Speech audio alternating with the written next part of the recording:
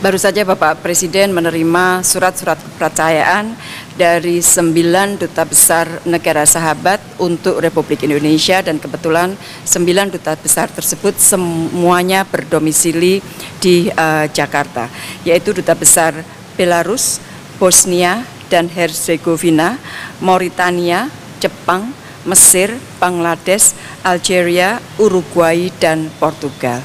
Nah, kalau kita lihat hubungan kita dengan 9 negara tersebut, hubungan ekonomi sekali lagi selalu menonjol.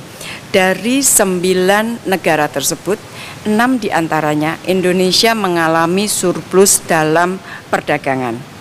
Dengan Jepang misalnya, sampai November tahun lalu, perdagangan kita sudah mencapai lebih dari 34 miliar dan kita surplus 3,8 miliar. Sementara investasi, Jepang juga merupakan salah satu sumber investasi besar Indonesia. Dengan Mesir misalnya adalah mitra ketiga terbesar kita di Timur Tengah untuk perdagangan setelah Saudi Arabia dan juga Uni Emirat Arab. Dan sampai November tahun lalu, perdagangan kita dengan Mesir sudah hampir 1,5 miliar dengan surplus lebih dari 1 miliar. Nah, kemudian dari sisi investasi, Mesir juga merupakan tujuan investasi investor Indonesia, outbound investment.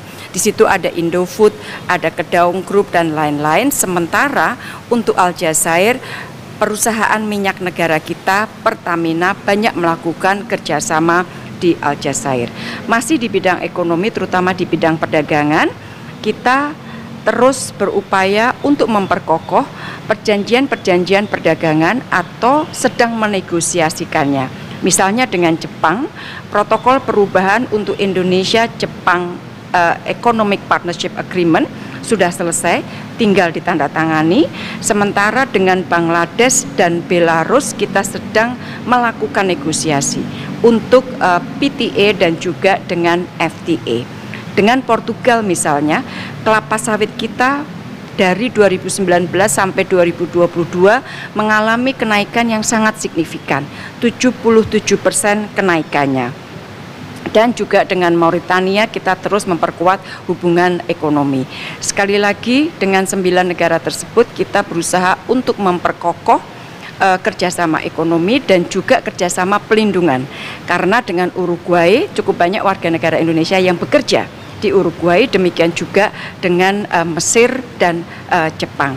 Dan besok saya akan menerima satu persatu dari 9 duta besar tersebut di Kementerian Luar Negeri, dan kita akan memperdalam lebih lanjut program prioritas beliau selama menjadi duta besar di Indonesia. Tetapi gambarannya adalah diplomasi ekonomi, diplomasi pelindungan menjadi salah satu prioritas dengan 9 negara tersebut.